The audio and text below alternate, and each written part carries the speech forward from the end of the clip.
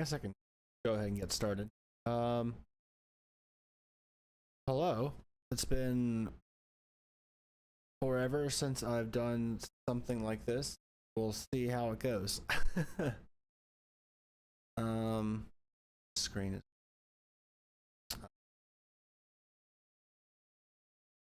this fixed. It's been so long. I don't do this anymore.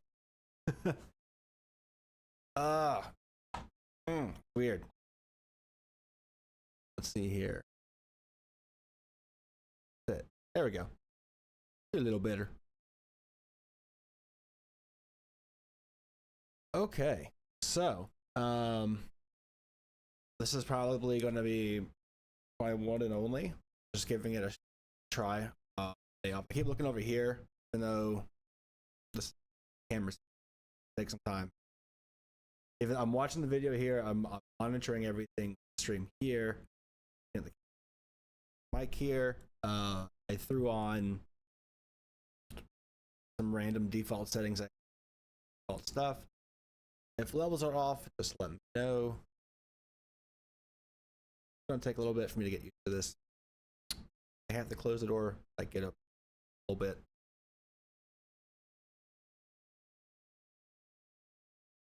Also took forever to make coffee. But what I am doing, keep looking around. Sorry. Again, bear with me on that. I need coffee. I haven't had coffee at all.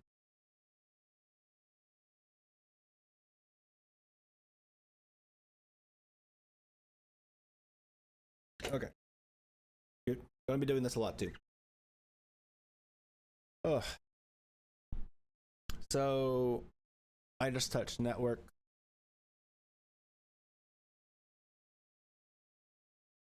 Ooh. Oh, we're only doing 1080 for the stream anyway, so we'll keep it at that.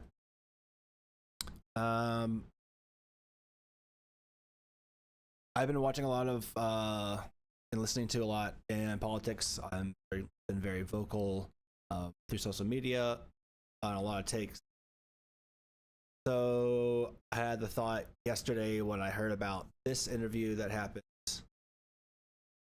why not give it my own shot, and then I can just kind of go from there, and then kind of evolved into like doing another video reaction, like just whatever, just bullshitting around basically for this stream for like an hour, maybe two. We'll see how it goes. Again, so Midas Touch Network started, I believe, shortly after or shortly before Trump was elected in 2016 by these two or three brothers. I don't really know their background because it was like whatever. Some people kind of saw it as like stupid resistance, like leftist or right, like whichever way it was. Like people also were throw shit at Lincoln Project. To give another example, so that was like my take on it back then. So I didn't really pay attention to it. I want to say halfway through the election cycle. I'm gonna say earlier this year, honestly. Maybe some last year. God, this shit's been a blur, so it's kind of hard to keep track of time, which sucks. But we might get to that later. So Midas Touch been doing their shit, and then I've been seeing. I also knew they were associated with Michael Cohen, who was the former lawyer, like strong fan of Trump back in that time as well, 2016. So much shit. I don't. You know what? I might just reverse the order here just to warm up my own mind. Because I've been listening to a lot this morning, but if I do, I get to start off with that Hutch reaction video. I think that's what I'll do here. Let's go. Let's just do that. Touch, where the fuck? Oh shit, he's got 2 up. Yeah, let's do this one because it's super topical. Of course, I don't have audio now for no reason. Let's make sure it's coming through here. No, it's not. Okay, so I think that's all I need to fix. Was on with us yesterday. Cool. Okay, let me.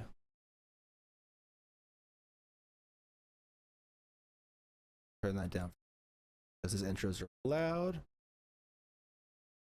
Make sure we're all good there. Okay. I think we're good. Let's start it.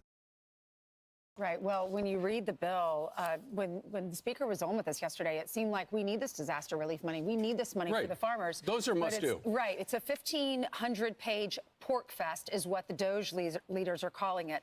72 pages of it. Let me just, like, for full transparency, I'm kind of putting where my mouth is in terms of commentary and reacting to the shit that's going on. Kind of putting a face to it as well. That's kind of like the trial run with this. When you start this stuff off, you always have it in your mind that you know what you're gonna say and do. That's why, like, you're playing out beforehand. Then you get here and you sit here and you're just like, I don't know what I'm doing. So, kind of where I'm at. But Hutch recently switched over to that's not switching over to, but being just major, just the theme is all politics right now, and then he's going to release all of his old stuff on unlisted or whatever playlist for people to check out there. But for now, it's just a matter of growing the channel and getting that associated with the algorithm wise. So go check out his channel. He's got a bunch of stuff that started right before the election and leading up to now. This came out yesterday and was a cut from his stream yesterday, I believe. So it's kind of up to date without yesterday evening stuff. Elon Musk is already running the government and it sucks. I agree. Let's find out why. Oh God. For pandemic preparedness and response. Do we really need that right now? Do we have to have that?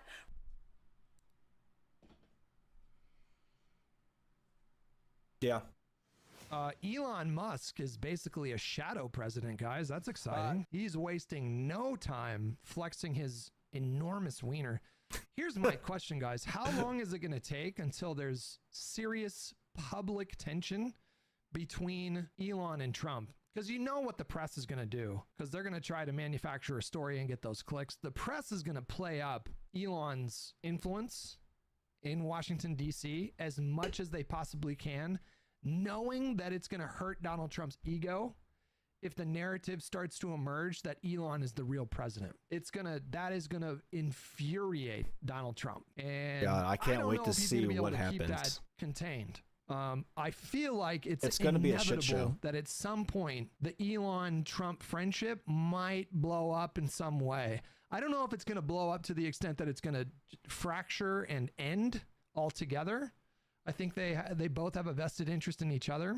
So I don't know how far that's going to go, but I do think we're going to see at some point it's going to be some inevitable public spat between the two. Oh, yeah. And yeah. mark my words, guys. Mark my words. And the press is going to play this up so much. They already are. Try to if you look at the stuff this morning, holy shit. Trump.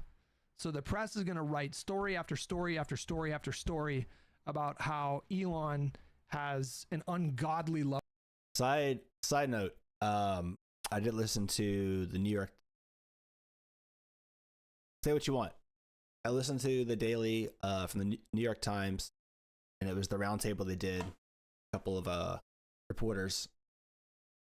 They gave a really good summation of what's going on right now in terms of how Trump is flexing his power as president-elect before he's even in office, before he's even sworn in,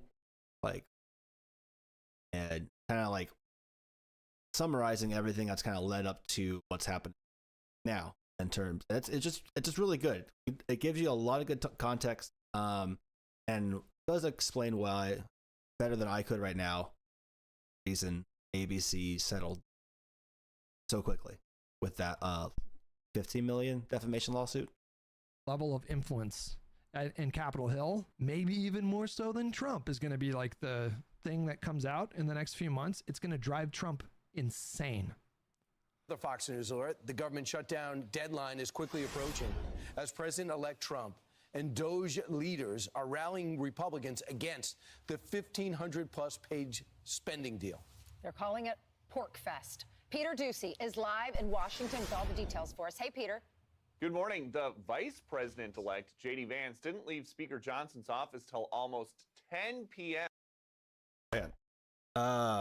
This dude is a clown, first of all. Peter Ducey, holy shit. Have you ever seen his interactions in the press rooms during this administration? But oh god, hang on. Peter Ducey is live in Washington. So for context, Mike Johnson is trying to kick the can down the road and pass this bill for the next 3 months, I believe.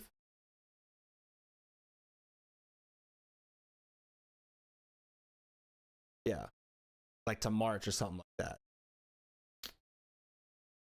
And so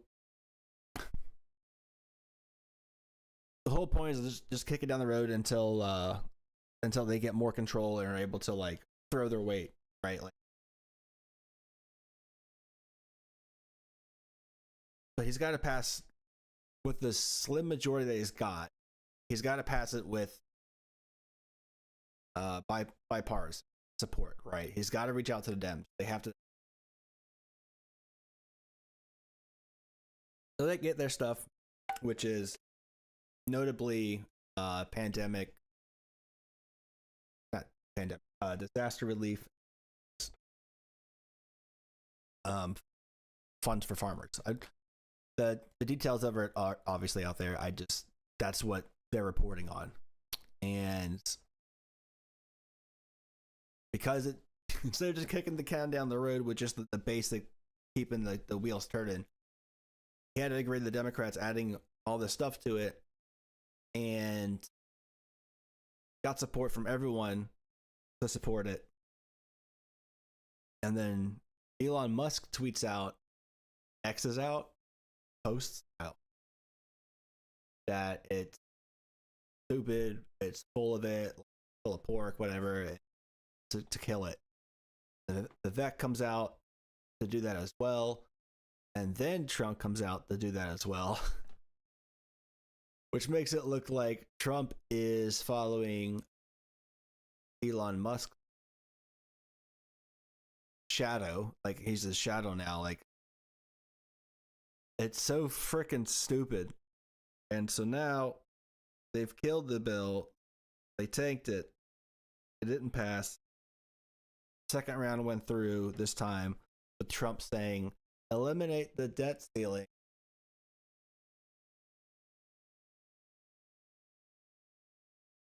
And cut the fat. And it basically cut all the good stuff. And so the Democrats said no to that. Then a portion of the Republicans said. So now there's infighting. And they have until we run out of federal funding or whatever it is until midnight. And I believe the deadline to get it passed is tomorrow morning. Not sure what time. Probably like 8 or 10 a.m. With all the details for us. Hey, Peter. Good morning. The Vice President-elect, J.D. Vance, didn't leave Speaker Johnson's office till almost 10 p.m., late enough that Vance's son, who was with him, was in his pajamas. They are working on a plan B to avoid a government shutdown Saturday. Do we even know what specific provisions Elon and Vivek are opposed to? Have they articulated that yet? Sandwich. I don't know how else to say that. We're being forced into this position. They could have done a standalone. They did this because they knew that it would put members in this position to support it. We're damned if we do. We're damned if we don't.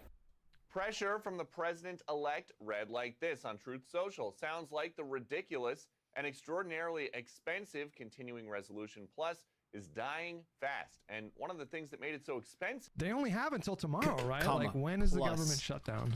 A government shutdown could occur on December 21st.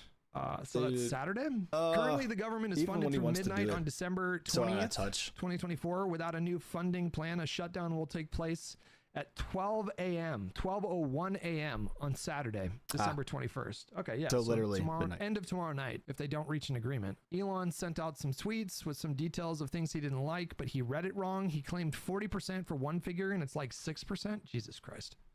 He also alleged that we're gonna be funding 8 new weapons, bioweapons lab, which ended up being complete bullshit. And we're already starting to see the dangers of allowing a spectacular moron, a spectacularly rich moron, wield the level of influence that Elon has. We're already seeing the dangers of that. So if he's getting all these things wrong about what's in the CR, oh boy, that does not bode well for the next year, 2 years. Raises.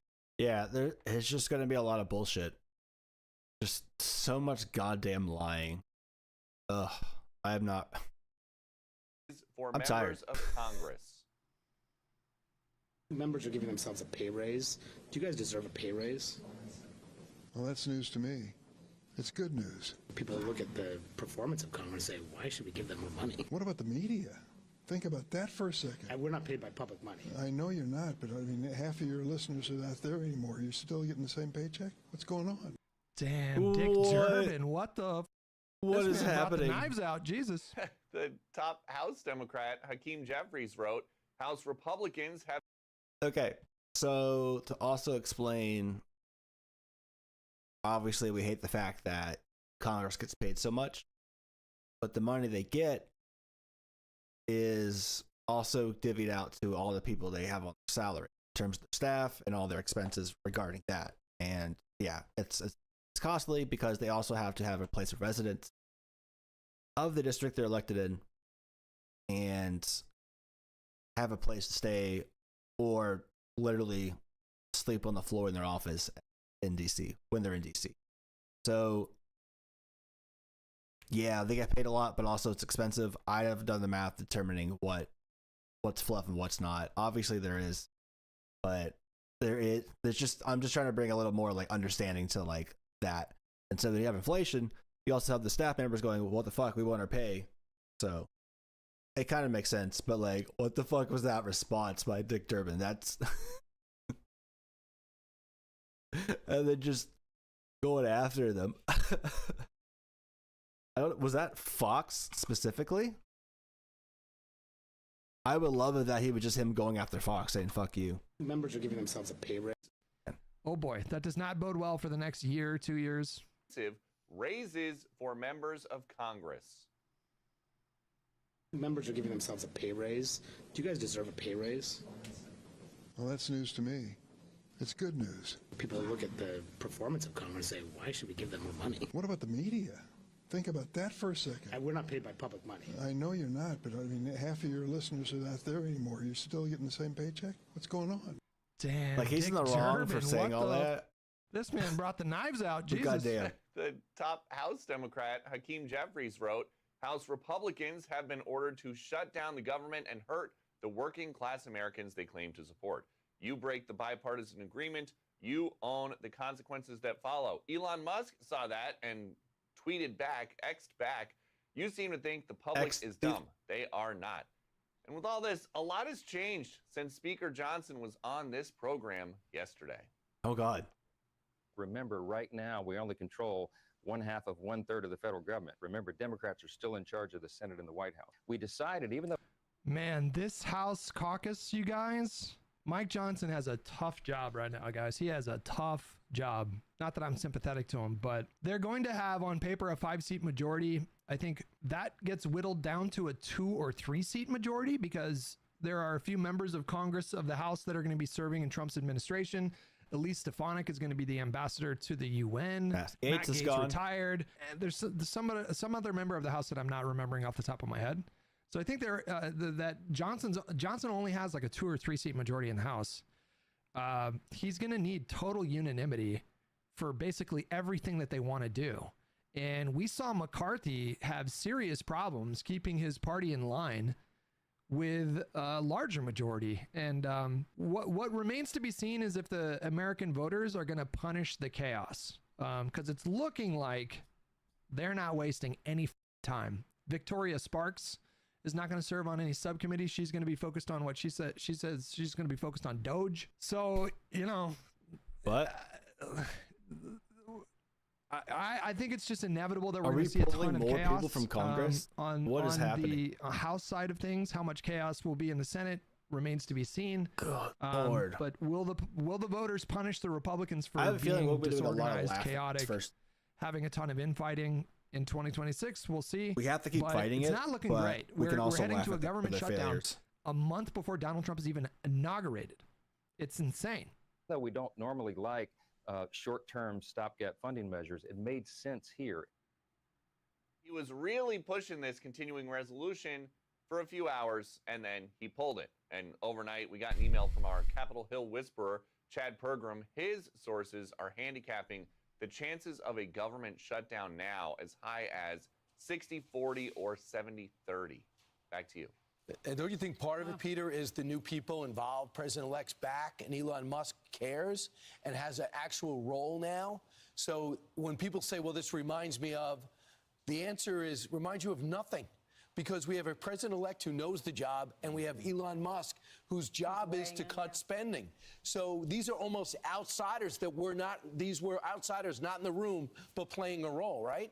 And something that's so interesting about this is every single member of Congress has an X account. They can record a video with their phone and talk about how they... It is unbelievable how cucked the Republican Party and Republican voters they are have to twist for themselves. Elon Musk at this point. They have zero issue whatsoever with the world's richest man flexing his bank account flagrantly, openly, proudly, directly influencing matters on Capitol Hill. And Republican voters don't seem to have an issue with this. They think it's base. They think it's funny. Maybe things, I keep saying this, but maybe things have to get bad before people understand that there's serious consequences for this. You know, maybe people need to stop getting their Social Security checks mailed to them, or the post office needs to close, or do those things continue in a government shutdown? I don't know.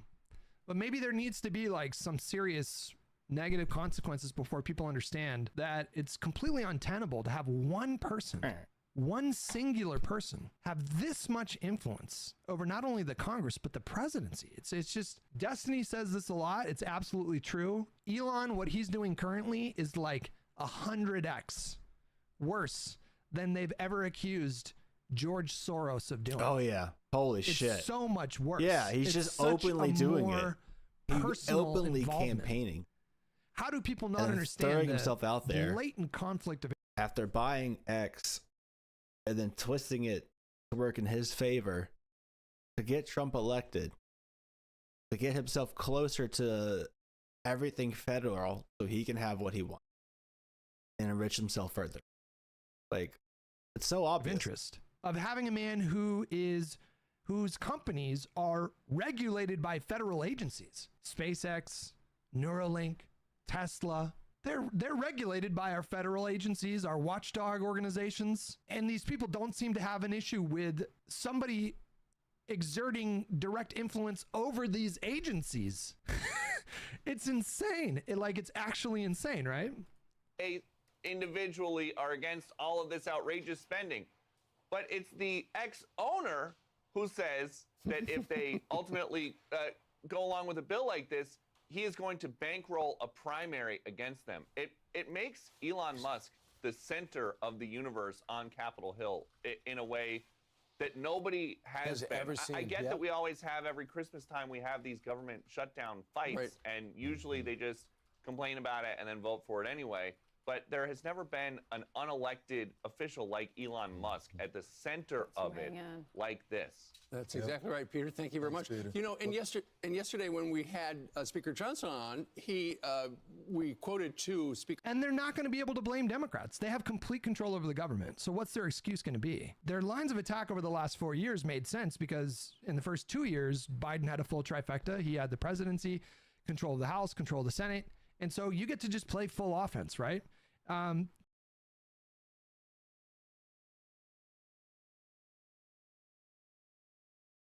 Hang on 1 second. Okay.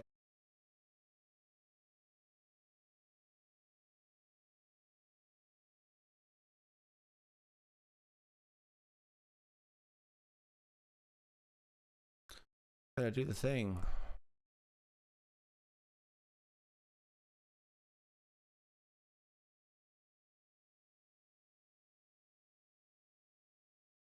I was doing this wrong.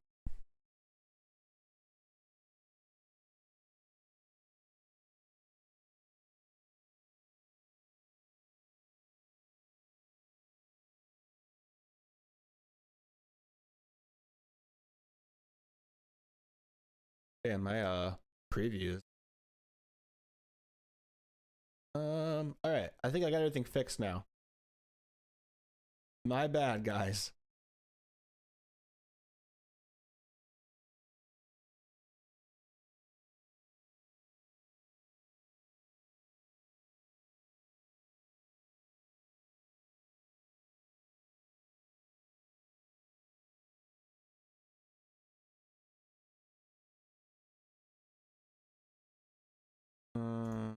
Get rid of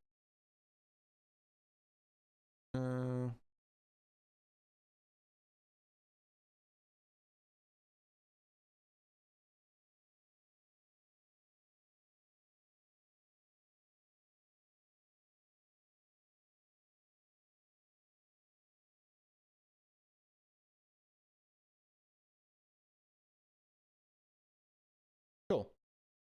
Okay. I think I fixed it.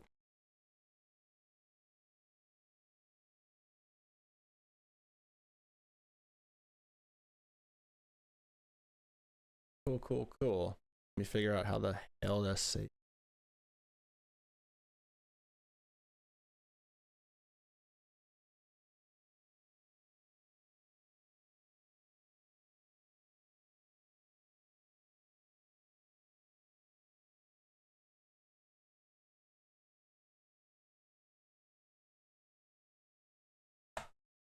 Sorry, chat. I'm getting extremely distracted here. Let's go back a little bit. Just kind of ease us back into the bullshit that we're watching. Now that I'm actually live, I'm gonna also record.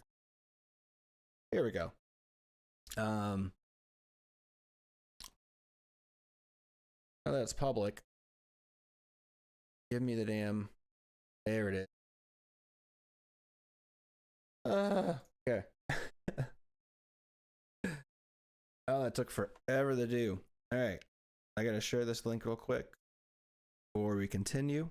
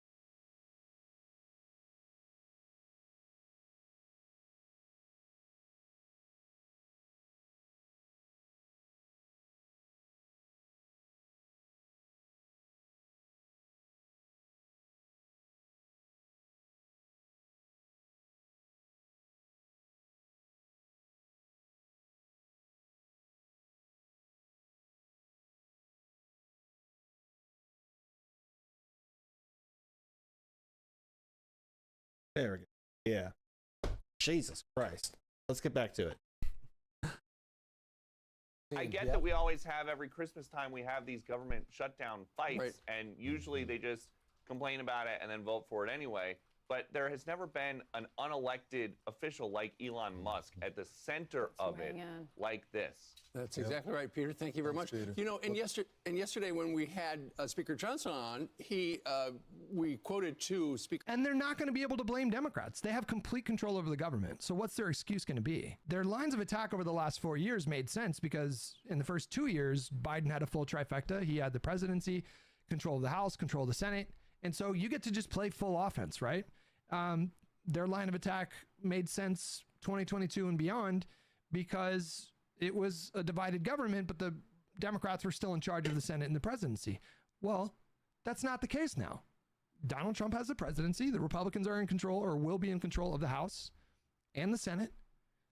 And how are they going to blame Democrats for their shortcomings? How are they going to blame Democrats for the chaos? It's just not going to, that is not going to work. They might try to do that, but it's not going to work. Like voters almost 100,000% of the time blame the party in charge whenever there's chaos. If there's going to be some long protracted government shutdown, good luck blaming that on the Democrats. I have serious doubts that even with this electorate, which is kind of uninformed on balance, right? I have serious doubts that you're going to convince even them that this is the fault of the Democrats. It's just, I don't envy Mike Johnson. He's in a really tough spot right now. Like a really tough spot. I don't know if he can win. I don't know if success is possible for Mike Johnson in the next 2 years.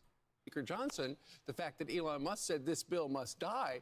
They might get their tax cuts, but even that's like a question mark. Thomas Massie today, libertarian guy, Republican serving in the House Freedom Caucus guy. I think Thomas Massie was quoted today as saying, we can't afford to do another round of tax cuts. It would just explode our deficit. So there goes one vote. You can't lose two more. So it's not even clear that they're going to be able to get the tax cuts done through this Congress when they have full control. And we surmised, well, if Elon Musk is saying that, clearly Donald Trump is probably on the same page. And it didn't take long before he came out on Truth Social and said, you got to get rid of that because there's too much stuff in it. It's just a bad look to have Elon post a tweet saying this shouldn't pass. And then a couple hours later, Donald Trump posts something similar. It gives you this impression. It gives off the view that Elon is the one that's in charge. The press is going to exploit this and try to cause as much division between the Elon camp and the Trump camp as possible. And I think ultimately they'll succeed. It's going to work. And what it all came down to apparently was, you know, when he was on, the speaker. Honestly, that's an interesting take regarding the news outlets, press, media, all that.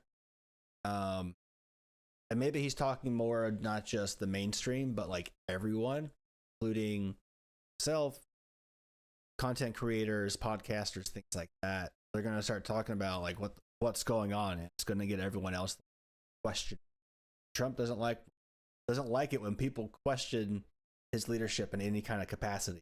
So that could inflame things and egos get in the way. There's already infighting in the House. That kind of sums up everything that's been going that I've talked about before. I fixed all the live settings going on, get this going properly. And I'm here to kind of put my money where my mouth is in terms of my political takes and what I watch, what I comment on, what I'm like ingesting in terms of sides on the left. I don't really who would want to read anything from Breitbart or Babylon, whatever the fuck those things are, whatever that side is pushing or publishing as, especially once you find out a chunk of them are being paid by Russians. So, you know, and these people lost billions for lying. Yesterday, and he was talking about, okay, there's going to be disaster aid and there's going to be $100 million farm bill. Well, the Democrats said, we'll go for the farm bill, but we want all this other stuff. And that's the price of doing business if you want it to pass. And so Speaker Johnson said, okay, to all that other stuff.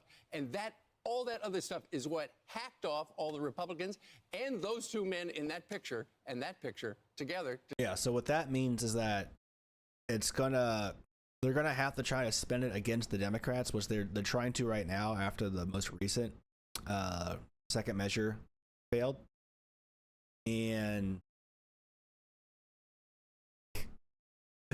it's funny because like Mike Johnson got in because they kicked out McCarthy for being bipartisan to avoid a shutdown, I'm pretty sure, or like get some it was budget related.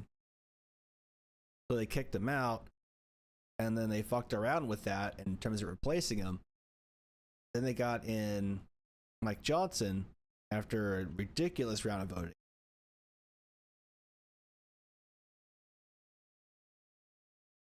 And since then, he's played ball in terms of the Trump administration stuff and just keeping out of the spotlight after he was in the spotlight for like a month.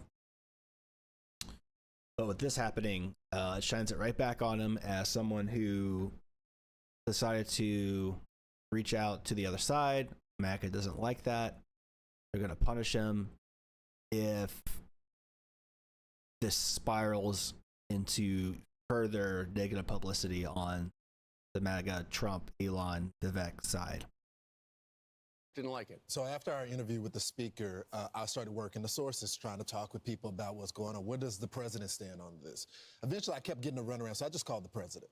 And the president-elect is probably this one of the first video is yesterday. like, put this on record. He before goes, the second we broke vote. the story on Fox and Friends. I'm totally against the CR. He was not only upset with the pork, but that they hadn't gotten far along in the process and that they weren't including some of the things essentially that he campaigned on.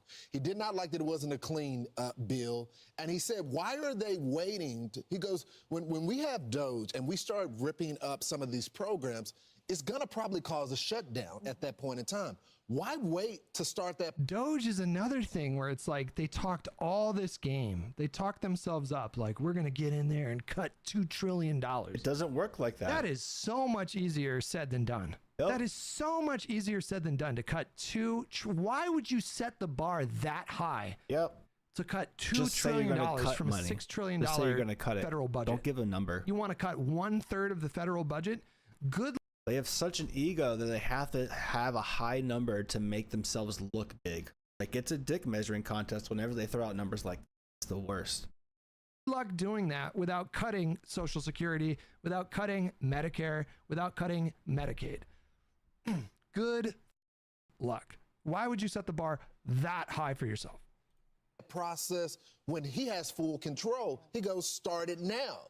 And so, look, I think him and the speaker have a great relationship because he wants to do it. He wants this to happen under Biden's watch and not under his watch. So he's like, all right, do it. Throw the country into further chaos, and then we'll come in and swoop in and save them. Like that's all it is. It's all about just straight vindictiveness, man. It's so goddamn childish. The president made very clear he's sympathetic. He understands that he doesn't have full control right now, but he feels like they're kind of getting steamrolled right now. Right. Well, when you read the bill, when the speaker was on with us yesterday, it seemed like we need this disaster relief money. We need this money for the farmers. Those are must do. Right. It's a 1,500-page pork fest is what the DOGE leaders are calling it. 72 pages of it for pandemic preparedness and response. Do we really need that right now? Do we have to have that?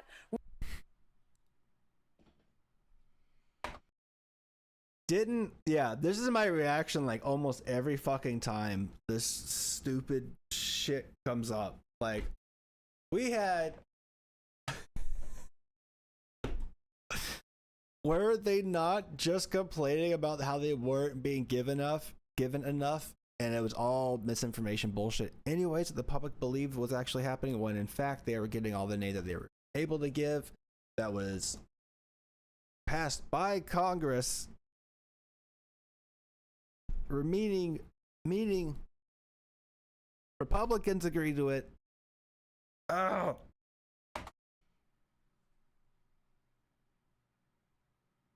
These people learned nothing. They learned I did not pre-watch this. Nothing. If a society goes through something like a deadly pandemic, what you want, right, is like you don't expect perfection. But what you want to do after a pandemic is look back and figure out, like, how could we have done this better? Like, how could we have served our constituents better? How could we have provided for the public good, provided for public safety and health better? What can we do better the next time around? So hopefully you're not in a position where the United States... Especially we have the bird flu, which who knows where that's going to... I'm not following that close enough because it's not really making headlines besides the one death, which is tragic, of course, but they were supposedly around a bunch of dead birds. So, like, you kind of like went over the bar in the percentile chances. It's had one of the highest per capita death rates when it came to COVID in the developed world, if not the highest. You can't have it both ways.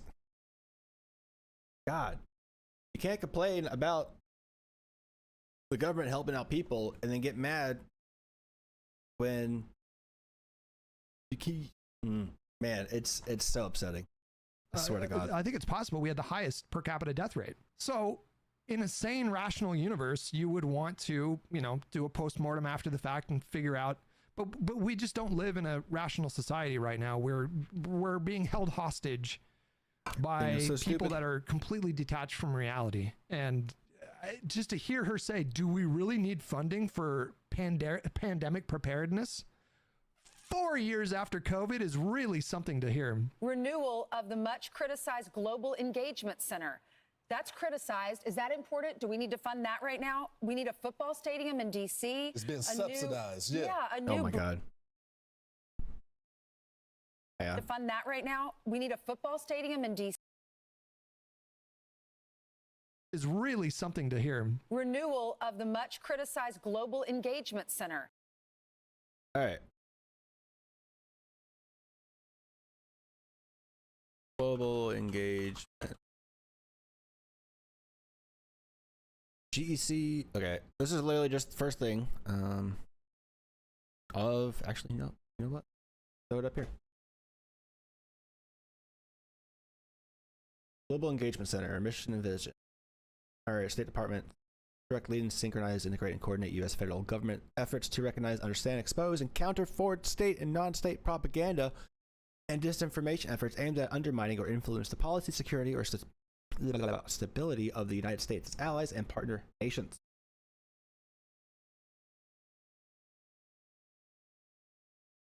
Is this why? Jesus.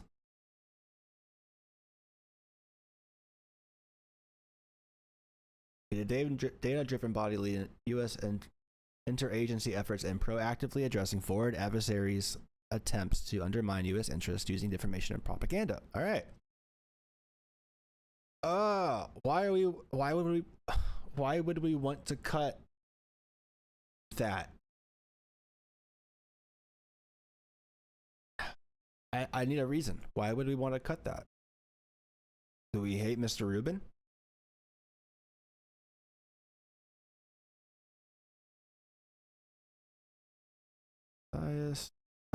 What else? I don't know. My guy.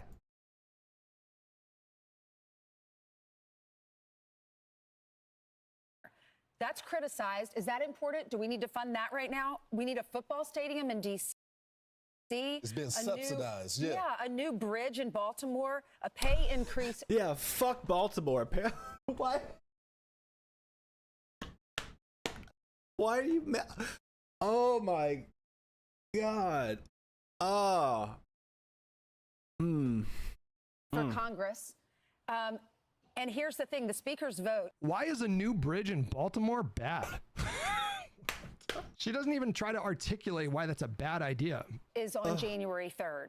With 434 members to start the new Congress, Johnson's going to need 218 of those votes. The spending package was too If it can facilitate trade and contribute to the economy, the answer is like really obvious why you would want a bridge, right? Like that's typically why we build bridges and work on infrastructure, right? You don't have enough to keep the supply lines open and running efficiently, and everything's going smooth and faster. Keep inflation down, to fix that's typically why we do these things. You had the grassroots effort by Elon Musk first, and in the 11th hour, it was Donald Trump and J.D. Vance, too. Right. Yeah, and your quote is here, Lawrence. He told you on the phone, the president acknowledged Johnson's challenging situation, but emphasized that this approach is not appropriate course of action.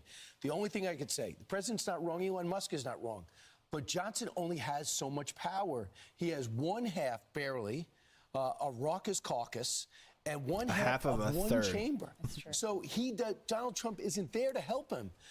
John Thune is not the majority leader. So he got this from the Senate. He says, I need this X, Y, and Z, and no one says the things he needs are wrong. But they say, to get that, I had to trade this. Right. And knowing that there are people in the Republican Party that don't even want to do what he wants to do in terms of spending and relief, like Thomas Massey. So I would think the only thing that I think the speaker could be faulted with is just be transparent. You're at the Army-Navy game with him. You're traveling with him on the plane. Just say, guys, I got this 1,500-page bill. You're not going to like this, but this is what I did. So it doesn't become such a shock. They're just doing it to Elon Musk. Well, and to the members as well. There's certain. I mean, the fact that they were giving the raises to Congress and giving them the opt out of Obamacare, all that type of stuff. I brought it up before. I think I fixed the live thing, but there is justification to an extent of the pay increase to Congress if we assume that they're following the laws and not enriching themselves. Other means, by law, it's on its face, it makes sense. Like, I'm not going to argue about the corruption because we all know it exists. There's fluff in it to an extent. Obviously, we don't want that. But they have staff. They have to literally live in their district, and have a place to stay in DC. And there are people who don't make that money. There were Congress people who weren't making that money, and therefore were like literally sleeping on the floor of their house, in their office. You know? So I understand to an extent. But that opt-out is big, but I don't mind the raise. They haven't gotten a raise since 2009. Well, the American people don't want to see that when they're There's struggling that too, now. but also And like this is not the right thing to do before Christmas time when people are struggling. It's bad optics for sure. Like that's not wrong. This is the House vote. I don't know. This is probably an unpopular thought, but I don't think that we should have members of Congress who are like, I'm not saying we need to make them fabulously wealthy, but I'm okay with a pay raise. I know it's unbelievably cucked, but you reduce the likelihood of stuff like corruption if we pay them like a decent salary. I understand this is going to be wildly unpopular, but DC is very expensive to live in. Okay. How much do they make? It's not a crazy amount, right? Like, how much do House representatives make? I may change my mind. $174,000 a year. I mean, listen, that's not a ton of money. I'm just saying. House Speaker gets $223,000. How much is the raise that they're supposed to give themselves? Like, I just don't think having underpaid congressmen is gonna end well. Continuing resolution. Yeah, because you kind of want to incentivize the ability for younger people to run for Congress. You kind of want that. If everything was supposed to runs the way it is, in theory, it's to signal to people who want to run for office but don't have the financial support to keep them able to do their job and support their family, depending on their background. It's just kind of a rising tide raising all, but also to attract like a younger generation as well, to say, oh, you could make this much money if you got into politics and paid attention, know what's going on. If you really want to make a change, here you go, and this is what you can make once you get here, and then you can help people at the same time. Isn't that great? Like that's the pitch I see it at. Put forward by Republicans leading the House Appropriations Committee does attempt to allow an automatic congressional pay increase, which has drawn blowback from some members of Congress. But the maximum possible raise in 2025 would be 3.8%. There's some misinformation going on right now where people are saying that the House is voting to give itself basically a $60,000 raise, and that seems to be bullshit. The bill seeks to allow an automatic cost of living increase for congressional pay, which Congress has opted out of since 2009. Here's the other thing, guys. Here's the other thing, because Congress 5 would be 3.8% of Congress, but the maximum possible raise in 2025 would be 3.8%. All right, so let's throw out the calculator. What are they making now?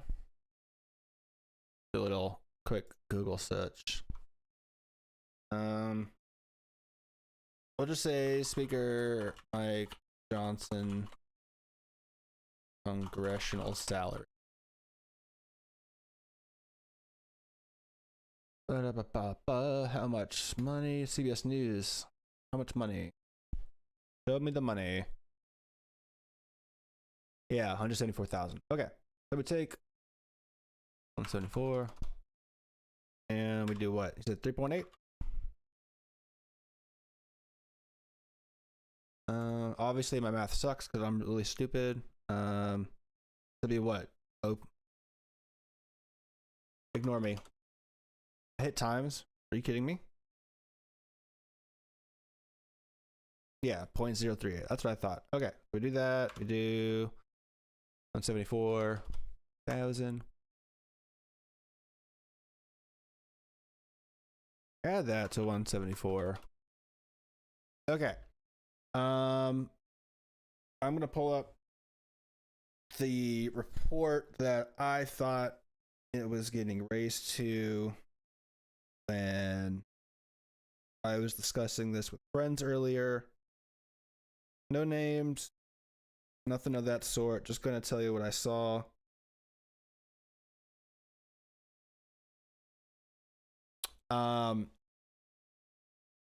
So they were saying, it looks like it was on Twitter. No, TikTok. All right, the TikTok screenshot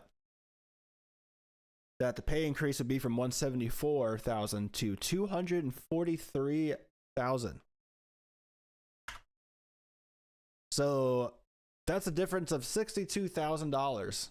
That's still a lot of money. Like, they're only getting a 6,000. So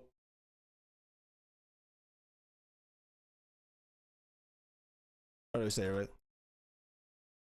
Yeah, they blew that. They just added a bunch of zeros.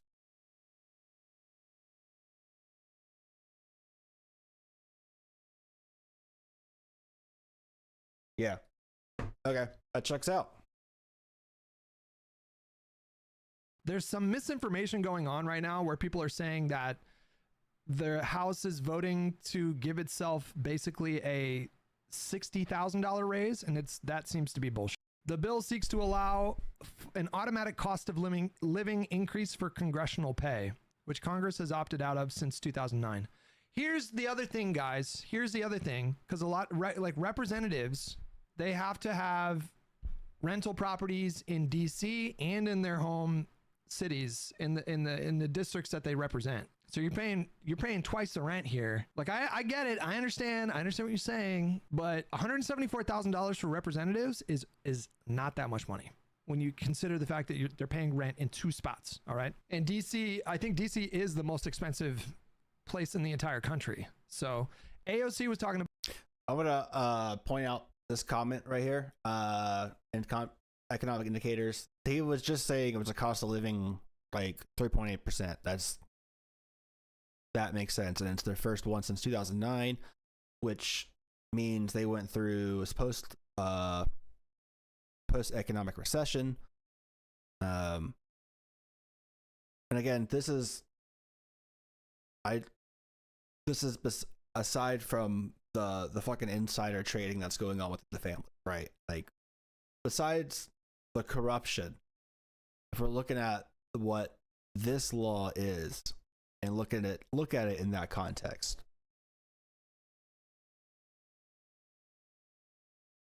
Yeah, like it makes sense that they are getting a 3.8 cost of living increase.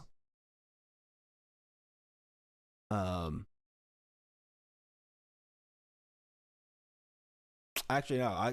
I misinterpreted this. This is still a good point though. But I do think they should get a cost of living. But this is a cool little thing that you could probably tie in, but that would not work. I'll tell you that right now. You'd have a lot of the progressive and maybe some MAGA going for it, but not a lot of people in the middle, surprisingly, go for that.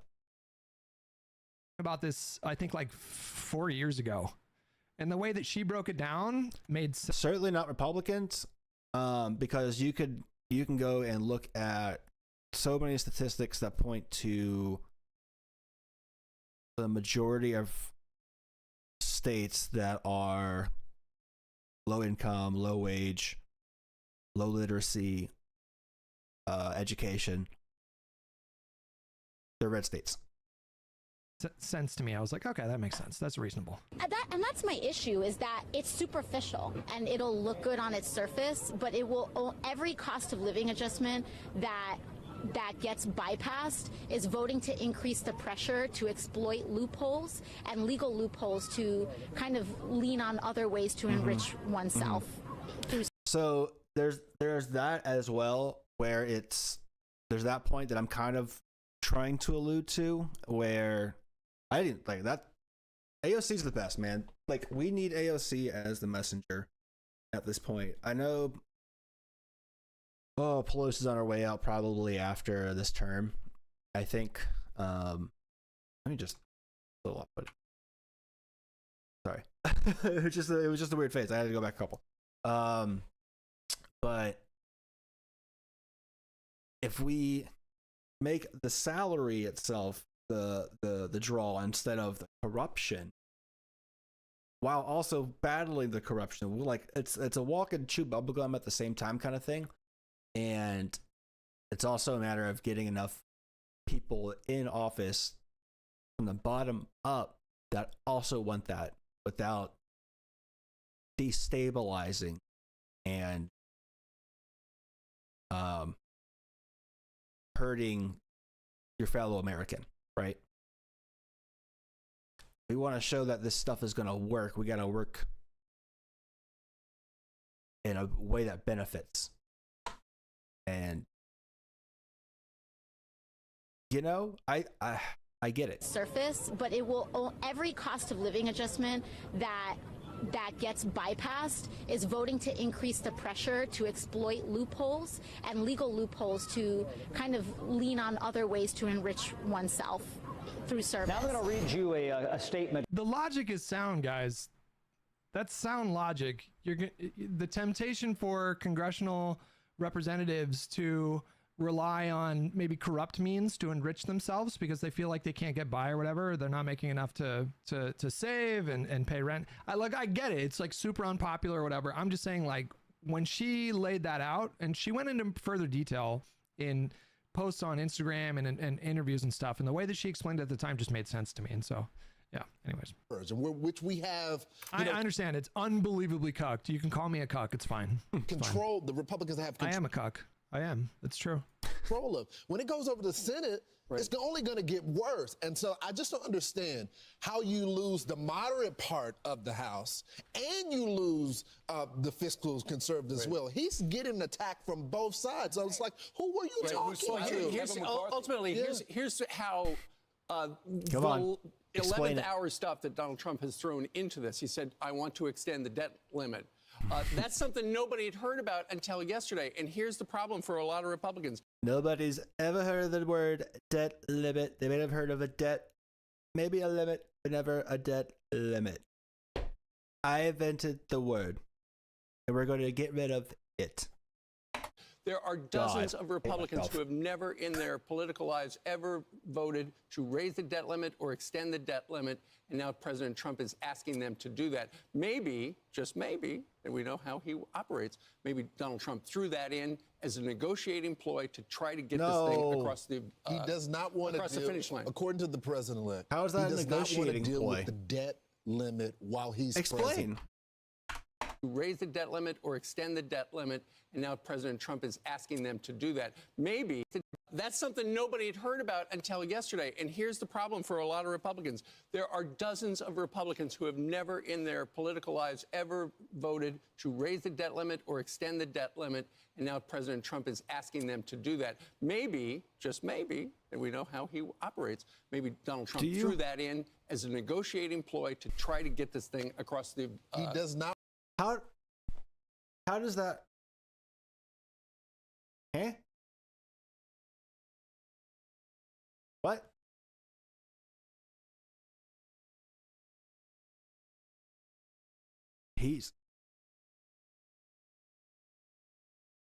There's too much in this package.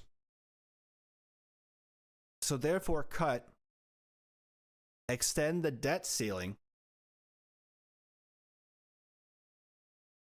or else. What? If you're trying to get us here, what? If you want us here, you want to take the debt and where our okay level is, you want to bring that down. Why would you go up? God damn it. It's very simple. To raise the debt limit or extend the debt limit, and now President Trump is asking them to do that. Maybe, just maybe, and we know how he operates, maybe Donald Trump threw that in as a negotiating ploy to try to get this thing across the... he does not want to... why would you throw another wrench into it? He does not want to deal with the debt limit while he's president. He does not want... There's a clip of Donald Trump saying, God damn it. I think I said this Trump earlier. saying we should keep the debt limit. Like he contradicted himself. Hold on. Like he was lobbying to get rid of... So, yeah, I think we've said it before, but just to reiterate, Trump had said that he wants to get rid of it, but under Biden's watch, so that way Biden takes the flack for it, even though... So that way if Trump tried to do it like he wants to, he doesn't have to worry about the blowback if he did it under his administration. The debt ceiling when he was president, and then when Biden became president, he was saying you should keep it, and then somebody asked him why, and he said because Biden's in charge. So and he many just kind of times. smiled and laughed. Like he was just very open about it. Here's a funny headline. Trump says he gave permission to Elon Musk to trash GOP proposed spending bill. Where Congress has unveiled this stopgap spending bill to avert a government shutdown. But two Trump advisors are telling ABC News now that the president-elect is against this proposed bill. The bipartisan bill would avoid a Friday shutdown deadline that would impact thousands of federal employees and keep the government funded through March 14th. Well, another critic of the bill is billionaire Elon Musk, the co-chair of Trump's new Department of Government Efficiency. In fact, he's taken to social media, to his platform X, to say, quote, this bill should not pass. Johnson responding to the feedback in an interview. They understand the situation. They said, it's not directed to you, Mr. Speaker, but we don't like the spending. I said, guess what, fellas? I don't either. All right, so I want to bring in ABC News' Jay O'Brien, who's live for us on the Hill. So, look, Jay, I know there's a lot going on. This is busy here. So, again, we're hearing from sources that it sounds like President-elect Trump is against this bill. So come Friday, is Congress going to avoid a government shutdown? But I also think with this joint statement that the President-elect and Vice President-elect J.D. Vance have put out. Hutch, GAO is Government Accountability Office. It's like Doge, except it works. Gotcha. It almost garners a bit of confusion. Yeah, this is fast-moving, Kana, and there is this new statement now confirming what sources have told ABC News, which is that President-elect Trump and Vice President-elect J.D. Vance have come out and said that they do not like this government funding deal as it is now, jarring. as Speaker Mike Johnson has proposed. They want this government funding deal that the Speaker has put forward, which also includes about $100 billion for disaster relief, $10 billion to support American farmers, provision provisions that focus on a stadium here in Washington, D.C., to rebuilding the Key Bridge in Baltimore and things like that. They want So dumb. It's so funny. Elon is not even president yet, and chaos has started. It's so, I don't even, it's so, it is funny. It is funny, and it's so predictable. All of like, are any of us surprised that we're facing a government shutdown before Donald Trump is even inaugurated? Is anyone even remotely surprised that this is how we're starting the next 4 years? Of course not.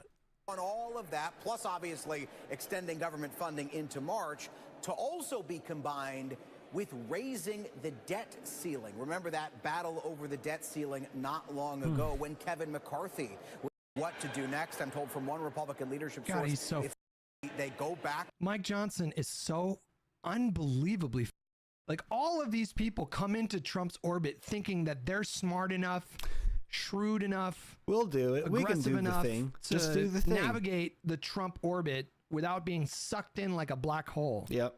You know, they're just orbiting around Gargantua, and they think that they can keep that orbit. They think that they can touches that they're turns the same to mistakes. shit. Everything gets sucked in. You can't escape it. Once you get past that event horizon, you're done. Boy. To the drawing board and come back with a new strap in and strap on, ladies and gentlemen. Temporary government funding plan that extends funding into March, but maybe doesn't have some of these other provisions that are attached. But it's unclear if that would get the Democratic support it needs to get over the goal line, because whatever government funding plan Johnson put forward, some Republicans are going to come out of the league, like support for farmers. To your question of if we're going to be able to avert.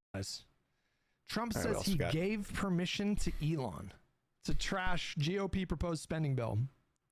President-elect Donald Trump, after rejecting House Speaker Mike Johnson's plan to avoid a government shutdown, worked the phones on Thursday, showing wavering confidence in Johnson and claiming he is aligned with billionaire Elon Musk, who first posted multiple calls to kill the GOP brokered spending bill. If the speaker acts decisively and tough and gets rid of all the traps being set by Democrats, which will economically and in other ways destroy our country, but he will remain easily like speaker. He just Trump told Fox News Digital. He just says, just in a do the separate thing. interview, because Trump suggested that Johnson's proposed continuing resolution, which would keep spending going at current levels, was unacceptable. We'll see. What they had yesterday was unacceptable, Trump told NBC News. In many ways, it was unacceptable. It's a Democrat trap. Trump also indicated that he had discussed his views on the bill with social media giant Musk and granted the billionaire permission to trash the government spending bill on his social media platform.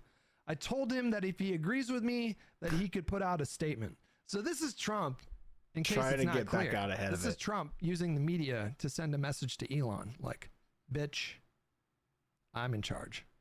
And we'll see how Elon responds to that. Yep. Musk then conducted an all-out pressure campaign, flooding his platform with dozens of posts threatening members of Congress to block Johnson's government funding bill. Any member of the House and Senate who votes for this outrageous spending bill deserves to be voted out in 2 years. This is a not so thinly veiled threat, like more than 200 million followers to call their representatives and urge them to block the bill. Please call your Okay. I'll be right back.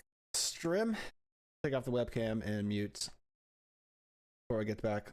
When I get back, we will be watching the first President Biden interview since Stephanopoulos, I think. I could be dead wrong about that. Could be dead wrong about that. But it's a rare one. Midas Touch Network got the access this time, much to the chagrin of all the major news networks. And we'll kind of talk a little bit about their background once I get back.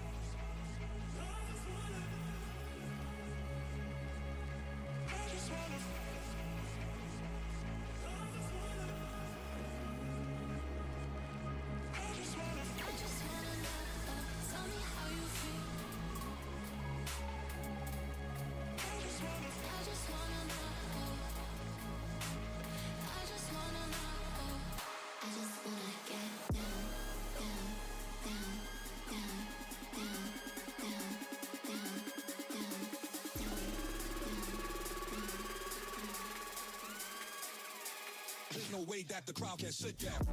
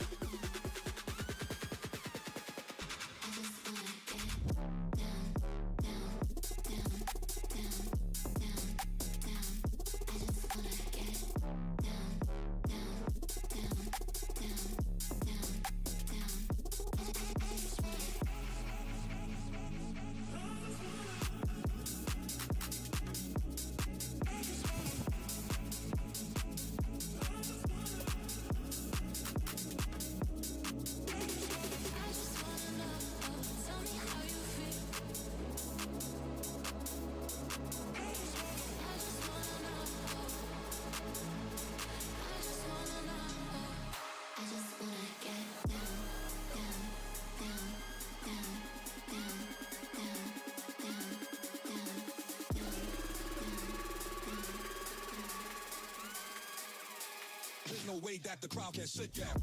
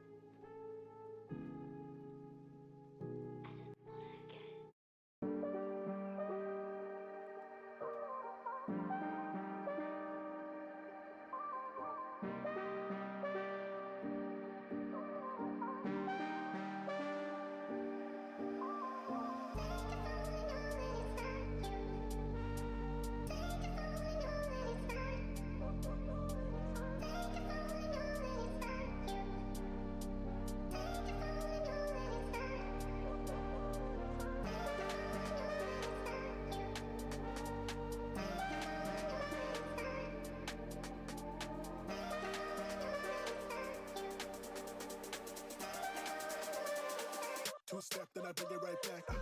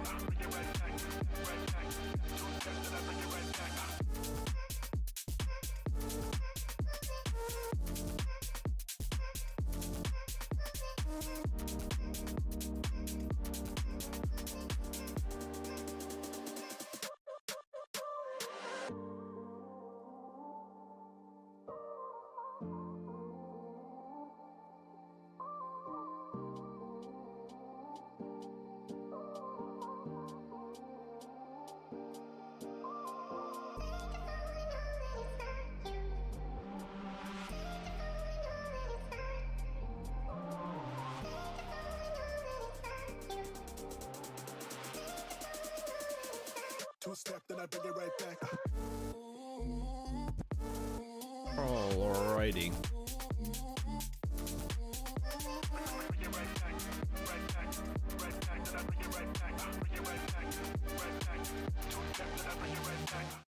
Finally figured that out.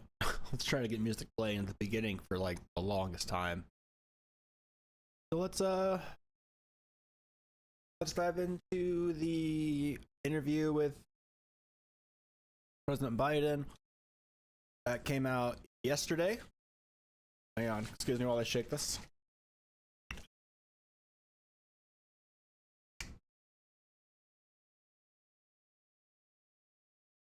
You ever chase your coffee down with pre-workout?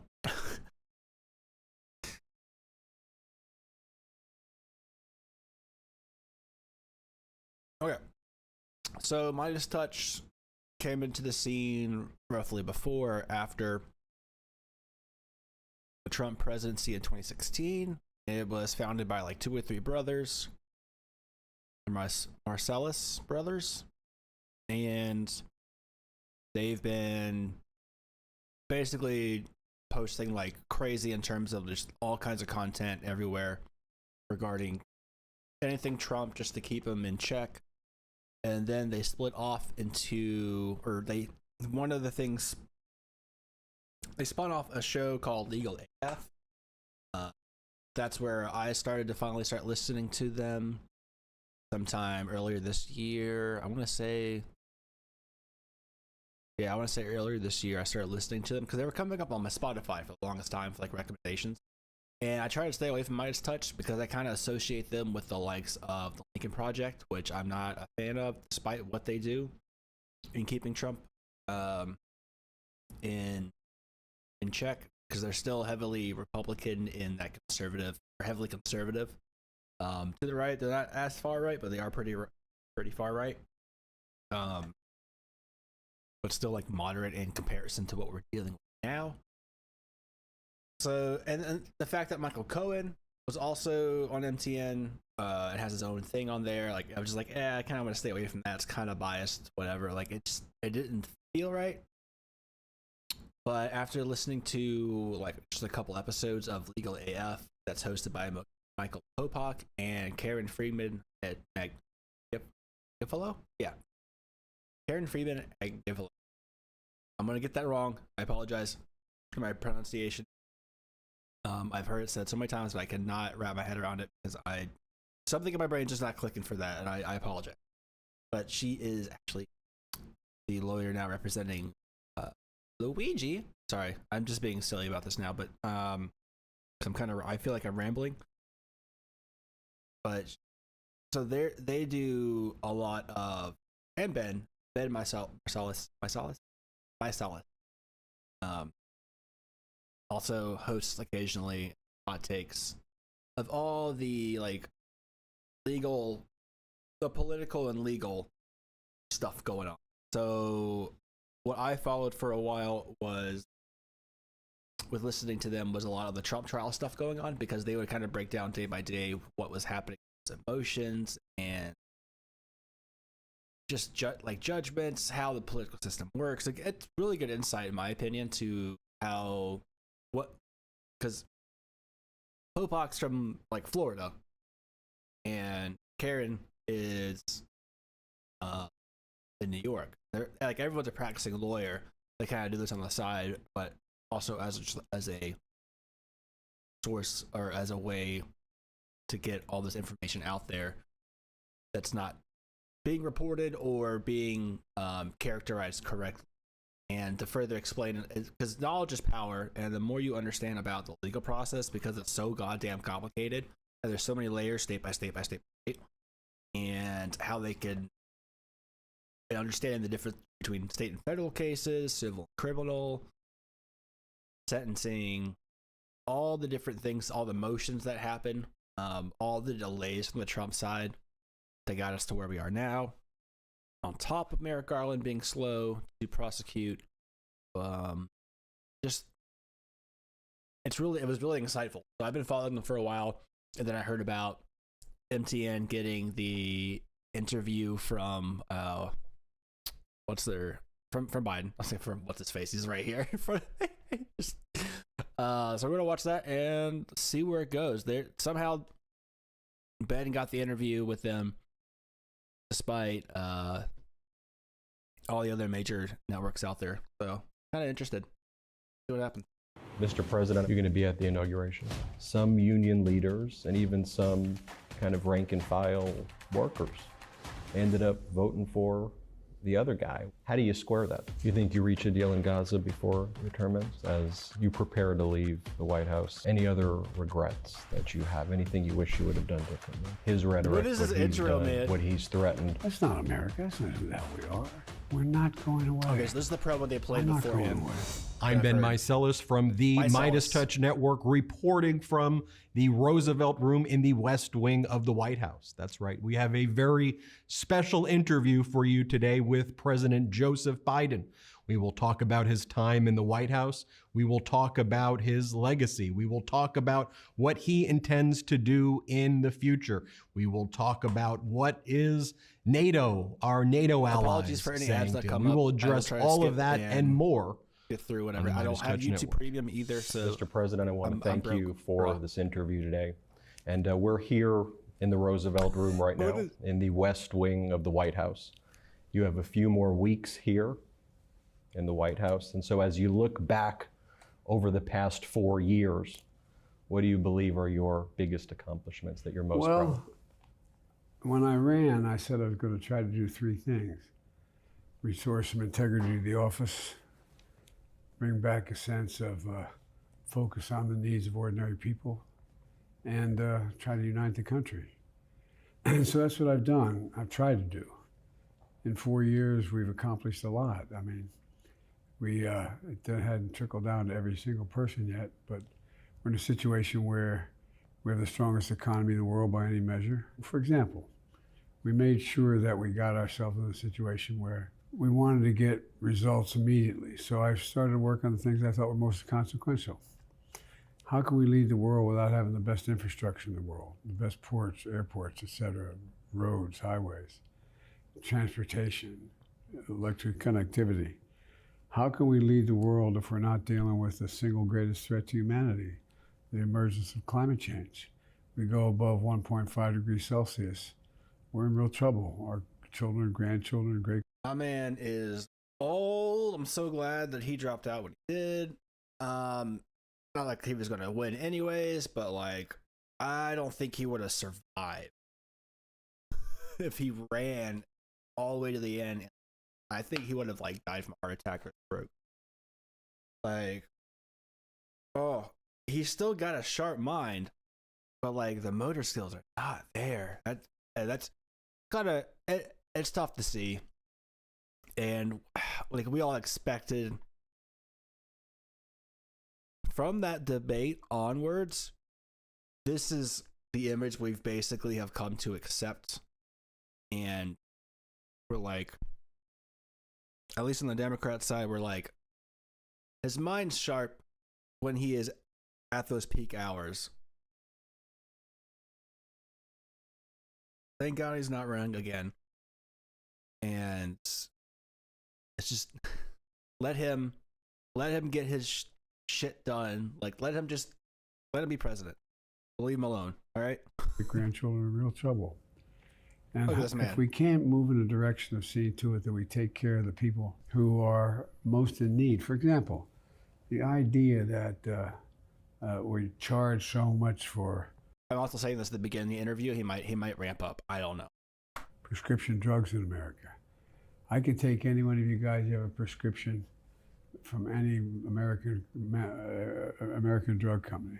Put you in Air Force One and fly to any of 10 cities in the world. I get you the same exact drugs from a drugstore, quote unquote, in those countries that is 40, 60% less. The only protected entity with Medicare could not negotiate with drug companies.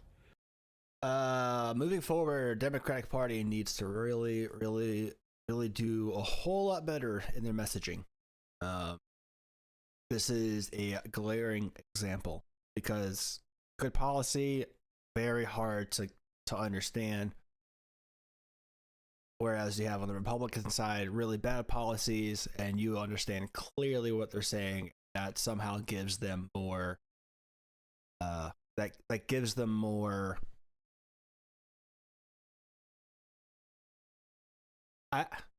There's words for it. It's just dumb. I also think it's really important that we do something about, 1% of the population is defending 99% of us. And we weren't taking care of our veterans we had to. So that's why I work so hard to make sure we're in a situation where we provided for the opportunity for the veterans to be cared for and their families to be cared for. We fundamentally changed that. And we also moved in the direction of making sure that we're in a situation where I'm going to do my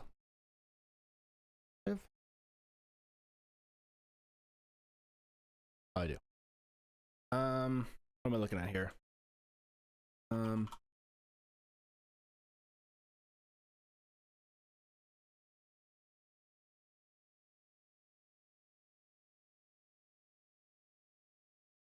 Fact check from the White House on November 11th, 2024 for Veterans Day. Benefits healthcare. In 2024 alone, the Department of Veterans delivered $187 billion and earned benefits to 6.7 veterans and survivors and processed a record 2.51 million disability claims. VA delivered more than 131. All-time high. Can we get? Let's see. Okay, this is what they say they've done. This is what he said. This is what he's running on. Homelessness has reached its lowest point on record. Okay. 7.5 reduction in veteran homelessness in the last year alone, and 55.6% reduction since 2010. God damn. All right. Another additional 9 million to student veterans. Homelessness, supporting students, lowering healthcare costs, eligibility, more benefits, more knowledge about the shit they're exposed to, mental health.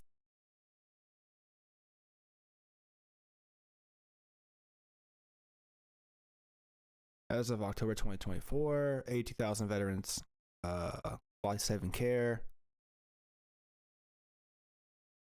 grants to it, okay.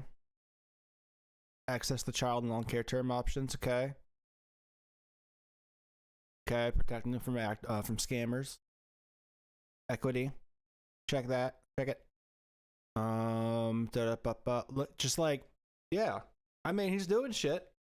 What do you? That checks.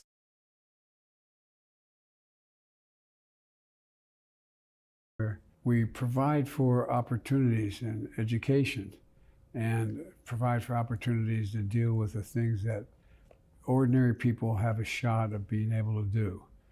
And I guess maybe one of the big things we've done, we've attracted $1 trillion off the sidelines to be invested in America, buying American. And so, for example, we invented that little computer chip. We made it more sophisticated. Well, when we found out, that corporations were exporting to manufacture those, the cheapest labor around the world. But then guess what? When COVID hit and those outfits shut down because of illness in the Far East, well, guess what? We found out we need 300 to build an automobile. We found out so on and so forth. We were in real trouble, so I decided to change that to make sure we were part of the supply chain. We were the beginning of the supply chain. Man, yeah, he can't explain it anymore. He's not. Was he a very good communicator? Because I will just say that in my experience of knowing Joe Biden, even from being vice president, he's got the stutter, and obviously, that does not help at all. And all that has resulted in real. So it gets it's getting harder for him to just get the message across. It takes time to get it up and running, but he can't get the middle across because that's the process. That's where the stutter starts and to look, come you into mentioned play. all of these accomplishments that you just listed, and you focused on bottom-up, middle-out economics to help workers. Infrastructure Act, Inflation Reduction Act created over 16 million jobs, more than any president. But here's the thing, though, and I really want to get your insight on. Some union leaders and even some kind of rank and file workers ended up voting for the other guy with all of the benefits you delivered. How do you square that? Well, not many did, by the way, number one. Number two, I think that it's hard to translate. I think the one thing that I should have spent more time talking about is these things are going to take time to be put in place. For example, when we decide that we're going to build a computer chip factory outside of Columbus, we're going to invest billions of dollars in construction of that facility. Well, all the jobs are going to be created by the construction needed to do it. And then there's what they call fabs, these great big things, twice the size of football fields, where people are going to be making these computer chips. And guess what? The average salary is going to be $102,000. And you don't need a college degree. It's going to fundamentally change the community. But the problem is it's going to take time to get them up and going. The same with almost all the stuff we've done. Yep. Oh, God. Like, it's so... it's so hard to have patience for people who don't understand that things take time, because I think the whole instant gratification thing, like, yes, it's accelerated at an alarming rate these last decade, but it was always there. That want of instant gratification always been there, and that's how it's always been preyed upon, to extents, whether beneficial or not. And so people in their minds had equated the government, like the shutdown, not the shutdown, the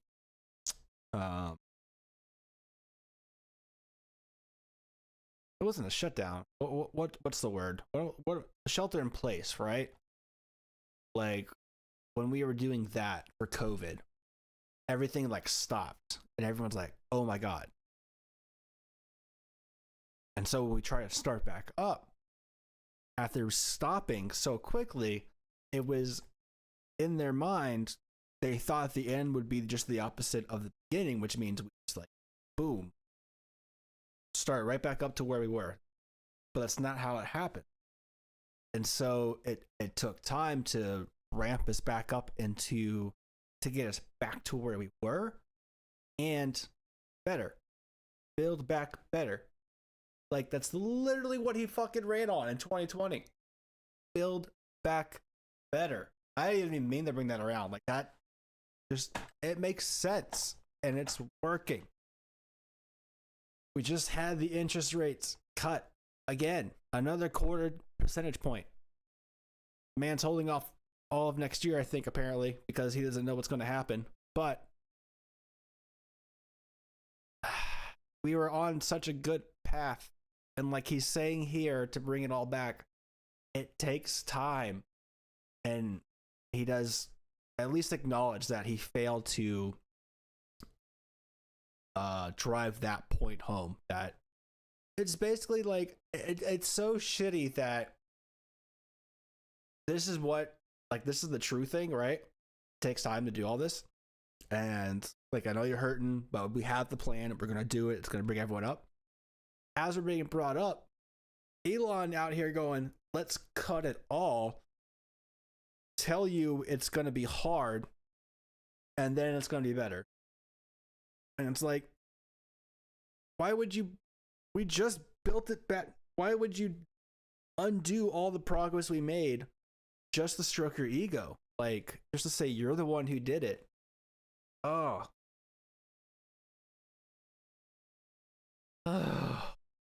All this progress, man. All this progress being made. As slow as it is, just might be undone. And so I think the failure to connect between what's happening to the economy as a whole and what's going to happen to the middle-class Americans as a consequence of what we've done, it's going to take a whole little bit of thing time. was to make sure during his time as president was to keep America on the right path. That's it.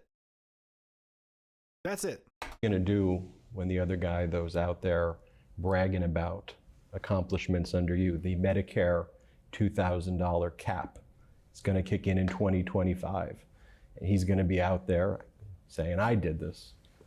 How's that going to make you feel when that happens? Look, if it continues to benefit the American, look, I've invested more if it in continues red to benefit the American people than in blue states. All of these programs we just talked about. And the reason for that was the red states didn't operate very well, and they really hurt their constituents. So Facts. Red states have suffered the most because the people governing the red states suck. Go blue. Those factories closed and the like. The fact is that I represent all of America, not just Democrats. And I think what it's going to do is going to bring the country more together than separate it. And for example, you already have folks like Marjorie Taylor Greene and others saying, don't eliminate the factory after talking about the proposal that we're going to build that was the worst idea anybody's ever had. Yeah, it sucks that they're going to take credit or accept the good stuff while they had criticized it the entire time. And then once it's considered good in the public's eye, they will take credit for it and fully support it. She didn't vote for it.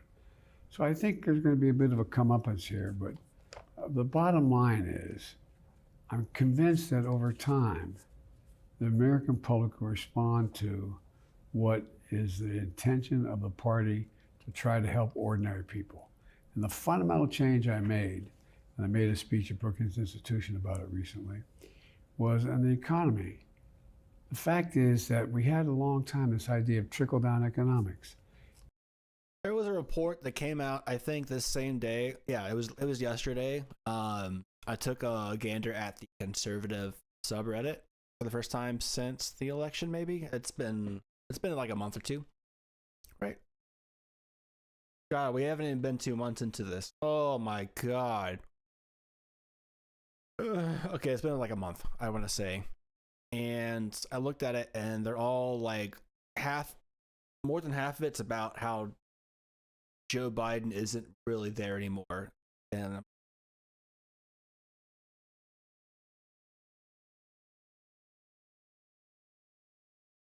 where's it on the there? Look, point. That's bad. Right there. Bad right here. Let the wealthy do very, very well. They'll have so much money, it'll trickle down on people's kitchen tables and coffee tables and the like, and everyone will benefit. I've never bought that theory. And so what I've decided to do was to change it to build the economy from the middle out and the bottom up. Wealthy still do very well, but the middle class and working class people do much, much better. And that's exactly what's happening. Because everything's basically a class war, right? We've all acknowledged that. We can all accept that. When you help the middle class, they are more inclined to help people that are not as financially successful as them than, say, someone from the upper class to help out the middle class, especially when you have such disparagement between the three, right? You got your high class people, you got your middle class, and you got your low class, right? He's trying to say, pack the middle, bring up the lower, bring down the top. Bring it.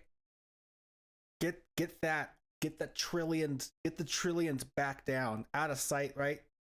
You can't ever achieve this. Bring that back down. Distribute that wealth back down to everyone else. Bring up the low, all the hands. Jesus. And it's so I simple. think the long-term prospects for the country are very good. Let's talk about farm. Problem is, a lot of people oppose it, don't understand it, and can't wrap their head around how this government works. Like, it sucks the way you may not like how it works, but it's how it works. So the more you understand it, the better you can accept and like realize like, oh, that's, of course, like that's where that was going to go, because it wasn't going to be some big like thing they were going to pass, because obviously these guys are just going out and doing it to make it look like they could. They totally don't have the votes. Complete disinformation. Like, it helps you understand the different, to separate like the facts and all the lies that they may go out and say. So it's like you got to know. The more you know, the better off you are in understanding why things are the way they are and how we can move forward to make it better for everyone else. There. God, I suck at explaining things. Foreign policy, our NATO allies, what are they saying to you right now? You know, Trump's out there threatening allies. Mexico, he's threatening Canada with tariffs. Obviously, NATO countries very concerned right now. Are we going to stand up to Putin in 2025 the way you did? What are they saying to you? And well, what's look, your message? For your audience, there's these various organizations like the G7, the leaders of 7 European nations and the like, G20, all these. And I've attended all this. The only advantage being the old guy in the presidency, I have more experience in this than anybody else does. And I've known all these folks. And one of the things that we've done was, they've said to me at the end of these meetings, oh, come on, you can't walk away from us. Our democracy depends on it. Well, they're concerned. That's the most alert I've ever seen him. Is he just fucking with us? Look at that. Look at him. He's awake. You can't walk away from us. Our democracy depends on it. Well, they're concerned, and they're concerned. It's just, I think it speaks more to the matter of the care that he takes into the words that he says, because he knows that he will slip up and he stutters. Like, he'll say how he feels and he doesn't want to. He's trying to, like, it's like the little engine that could in terms of like messaging, except by the time he got to the top, it's old as shit.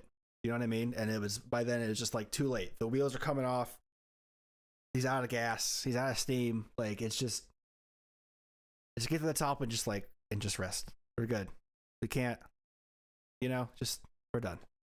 Whether Trump's going to do some of the foolhardy stuff he says he wants to do. These extreme tariffs, which are going to cost the American, taxing the middle American taxpayer, dealing with not supporting Ukraine by letting Russia obviously have its there way, were cuts in this interview. moving in I a wonder direction where we walk away from how much.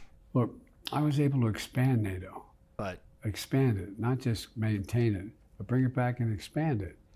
You know, Henry Kissinger called me 10 days before he passed away to say, Joe, not since Napoleon has Europe not looked over its shoulder at Russia with dread until now. Well, I was able to convince 2 countries, Sweden and this a dude's country got with 800 miles. Kissinger's blessing for fucking over Russia. He's like, do it. Fuck Russia. All right. Like, and what world are we living in? I'm not praising Kissinger at all on this, by the way. I'm just like, what? This is incredulity, whatever it's called. So it's a stronger organization. Yeah. But we've got to demonstrate that we're prepared to continue to do our part. And I think that the vast majority of the members of the Congress, even among Republicans, think that. So I doubt whether the president's going to be able to walk away from those commitments. You're going to be at the inauguration? Of course I am. Only president ever to avoid an inauguration was the guy that's about to be inaugurated. That's what I want to talk about, because he obviously did not make the transition easy for you, would be putting it as delicately as I can. You've made the transition smooth. You've invited him to the White House. How do you square that with his rhetoric, what he's done, what he's threatened, to invite him here, sit him in the Oval, smile? How do you do that, and why? Well, because it's who we are as a nation. It's how we're supposed to be. The fact that he doesn't abide by the rules of the democracy we've established is not my concern. My job is to make a transition workable and available.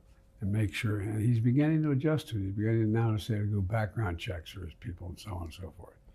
The bottom line is that we can't keep this up. We can't keep up this childish game of it's the walking hope away that when you don't agree, and not cooperating. standing by the Depending norm who you shines a talk light to, on the I've talked to a lot of absurdity Republicans. of what Trump Somewhere represents between, and the things that well, most people say 30% shows shining a of the contrast Republican between the Party two. is the MAGA All it's Republicans about. now, and they are the Republican Party now. And the hope that maintaining that it's going to be foundation interesting to watch is what will happens keep to the the whole thing from Republican crumbling. Party if he tries to implement some of the things he said he was going to do. But it's important. The democratic institutions are consequential. We're the most unique nation in the world. Every other nations come about as a consequence of Sorry, I didn't realize I had this up ethnicity, so high. religion, geography. We're the only one built on an idea. The idea is that we hold these truths to be self-evident. All men and women are created equal, etc. We've never fully lived up to it. We've never walked away from it. And we have to keep in faith with that notion, even if the guy that's about to take office has a different view. Let's talk about the media coverage of your It's about presidency. sticking to your values, You man. talked about all of these It's not easy. accomplishments, but very rarely did you turn on the TV and hear about 16 million jobs. Very rarely did you hear about the Biden stock market up 50% from Trump. You weren't out there bragging about your stock market. I mean, the other guy would be doing that every day. Yours was up 50%, 55%. So what's your overall view of, I think, the media coverage? Yeah, Do you think that's the there's thing, anything like, you could have Biden was done a good differently in president interacting with in them? terms What's your of overall being perspective a on that? president Were they and too doing busy the covering role the horse of, race like, of politics? when it came to the I think legislative it's, part. But when it came to being the you public and your figure, crew here would know much better than I would, but I think you give him a D or an media's F, right, changed in that kind of drastically. rating, Not bad or good, just change. especially post-campaign When you of read 2020. that only, what is it, something like 6-7% of people under the age of 25 read a newspaper to get their news, so on and so forth. It's technology is changing everything, and I think your guys are extremely successsul because you speak to what is a truth. You say Props this is to what the I think the MTN. facts are, and you lay it out, MTN. and you speak to it. But it's hard to. Yeah, that's what I read about to say here. Yeah, Midas Touch host Ben Mysalis interviews President Biden in the Roosevelt Room of the West Wing of the White House about his legacy, accomplishments, regrets, future, and more. Recorded on September 16th. Oh, so this was 4 days ago. Recorded 4 days ago. Aired yesterday. So this is before the shutdown bullshit that happened. Like what, Monday? Yeah, it was the 16th. Yeah. Okay. Nice.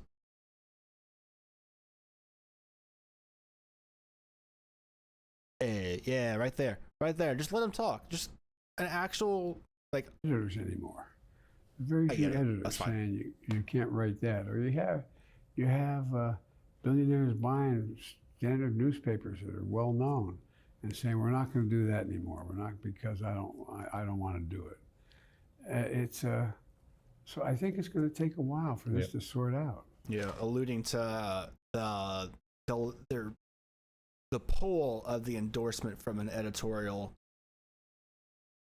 column from the Washington Post to endorse Kamala Harris for president in 2024. Pulled by Jeff Bezos from that and the LA Times. What are you working on right now that you hope to accomplish before? Washington Post tagline used to be "Democracy dies in darkness." The end of your term, is there one thing that you're hoping to get done? Well, there's a couple things I want to get done. And for example, we're in a situation right now where we should be providing for the funding to make a transition to deal with some of the issues that relate to women's issues. For example, women's health, dealing with issues relating to whether or not we're going to, we should be passing ERA. There's a consensus for it. We should be there's a lot of things we should be doing. And what is the ERA? Just again, for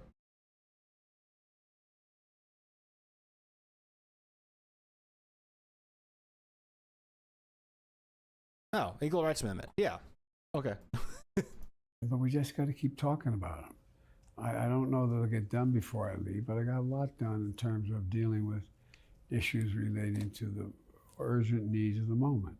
For example, the idea that all those folks who were sent to jail for drug charges that have subsequently been fundamentally changed and are lower, why should they still be in jail for the same charge? So there's a whole lot of things we're changing in the near term that will provide for greater equity and fairness. I want people to look at my government and say, my government's fair. He's got my government's being fair, a month decent, from today working in to a get way that all his ducks in a row. benefits everybody. And so there's a lot of all his things little rubber duckies. And I'm not going away. I'm not no longer be president. My but next question. I'm going to be deeply involved in matters. For example, when I got elected, we weren't even part of the deal trying to deal with. Obviously, this is a softball interview, but like, environment. So finally, we joined the. leave the old man alone. Leave Biden alone. In the world, we were one of the few major nations out of that group that said that if you let the temperature go above 1.5 degrees Celsius, it's over. Right. It's over. It's the only environmental issues. And even I want union guys. I hadn't formally announced my plan on the environment because I wanted to sit down, even though everybody had a long record on the environment. I want to sit down with union guys. When I think environment, I think jobs. I don't think restrictions on jobs. It's jobs. Creating thousands of good-paying jobs, dealing with environmental concerns. And so how do we transition to the future in a way that we can all benefit from? We're changing our view. Both remember, environmentally 5 years and ago, 6 years financially. ago, unions thought environment. 5 years ago.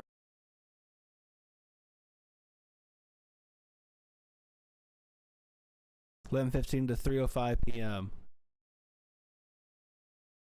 Midas Touch interview in the West Roosevelt Room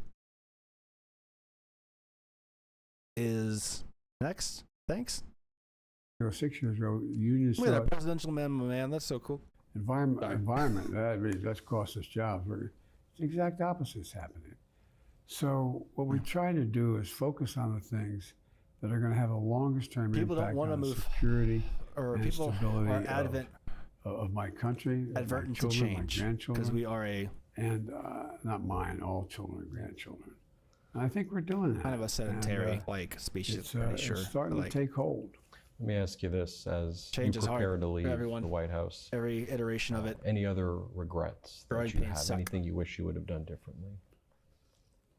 Well, I guess if I thought a lot about it, it'd be something I've done specifically done, but not generically. I set out to do two things: restore America's leadership in the world. I think we've done that. And two, to generate opportunity for ordinary people to have a shot in the economy. And I think we've done that as well. And so we've changed the sort of measure for how to build an economy from the middle out and the bottom up rather than the top down. And we've worked in a situation where we've once again. So there's the hope as well that he's trying to say here is that what he's done, he's hoping that like the legacy he wants to leave is that he left like a similar to other presidents before him, a path forward or the intention of a path forward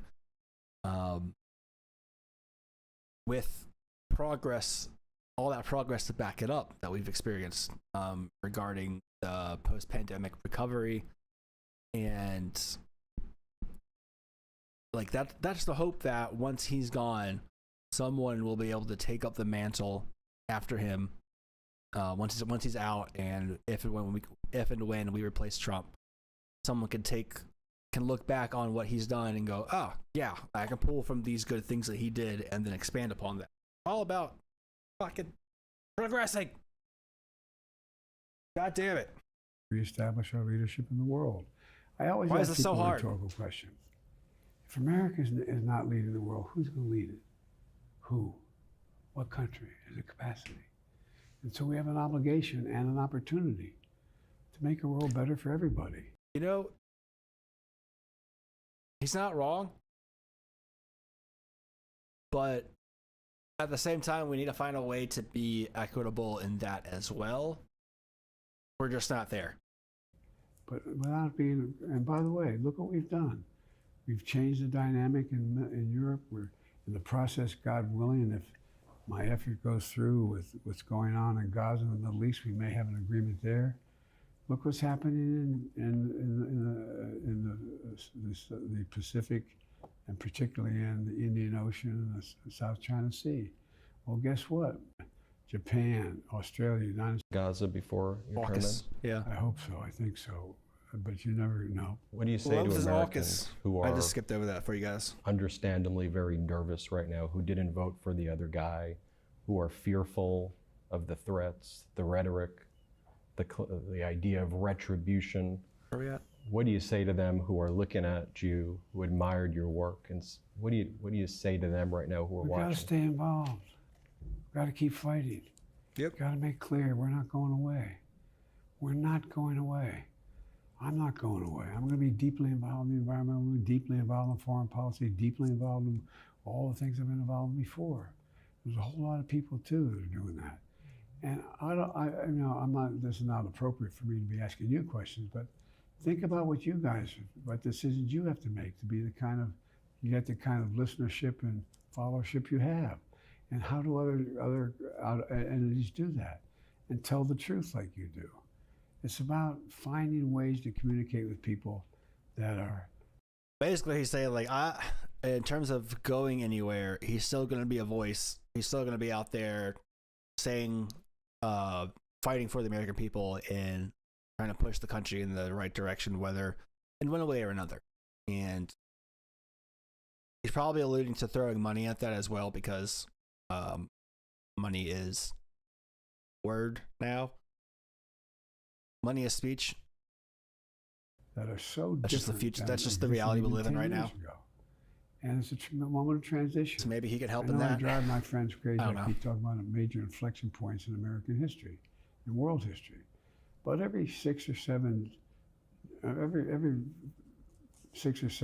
decades, something changes of consequence that generates a significant shift in the way people look at things. 100 years. It's roughly 100 years. With global when people warming, talk about the cycles. Early on, I met with Putin when I first got elected, and he talked about global warming wasn't a problem. I said, "It's not. Russia is in 8 time zones around the Arctic Circle. Guess what? It's melting. Methane is coming out of the ground. What are you going to do about that? Well, not sure what to do." That's why we have to work with countries, even though we have different. He is such an old man. It just kind of makes me like him more. We can disagree with him, but we can still work on the things that affect all humanity, like global warming. You've said before that. Like this right here. Not sure what to do. Like that. That's why we have on the ground. What are you going to do about that? Well, not sure. Like if you talk to any other like white old dude, it's like it's such. That's peak right there. That's what like global warming. You've said before that Project 2025 would cause major economic harm. It's in contrast to your bottom-up, middle-out. How dangerous do you think Project 2025 is? And it's devastating. I think if Project 2025 came along, and you know how many thousands of government employees they want to cut, how many changes they want to make in terms of what we can do and not do. I mean, it's an extreme policy written by an extreme group, and I don't think it can take hold. So you were youngest senator? No, the oldest president. I didn't say it. You're very nice. I didn't say it. What's that been like, having those two perspectives? Well, you know, it's been interesting. Practically 3 generations. When I first got elected, Congress I was 29 years old. You have to be 30 to be sworn in. I got elected when I was 29, didn't turn 30 until 17 days later. And it took time. I used to be stopped going to the Senate elevator with this vote. I said no. 60 years in government. But what's happened is it's given me an enormous amount of experience in that, 50. you know, ultimately, all politics is personal. It's about building personal relationships. I'll tell you a real quick story. During when I was vice president, I realized there were a really successful senator and bipartisan efforts we put together. Senator, and to sit down and have lunch with you. But we're just senators ate with one another. It's right across from the Senate dining room. There's that elevator in the first floor. It's on the left side. You walk in, there's a big buffet table, a big seat perpendicular to that. Well, I was convinced by Teddy Kennedy to go over there and go to lunch on a regular basis.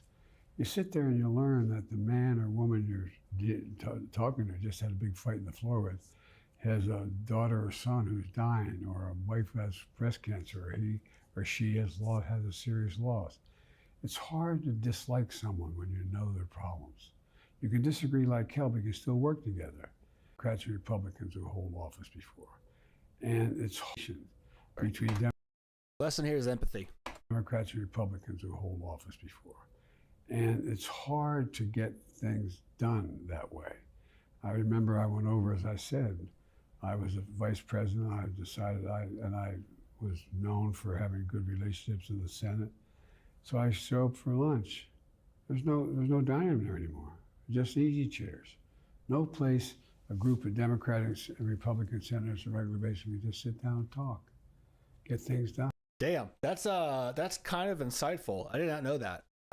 Basically, what he said here is that comparing him, the story he's talking about in terms of original question. Oh, talking about the differences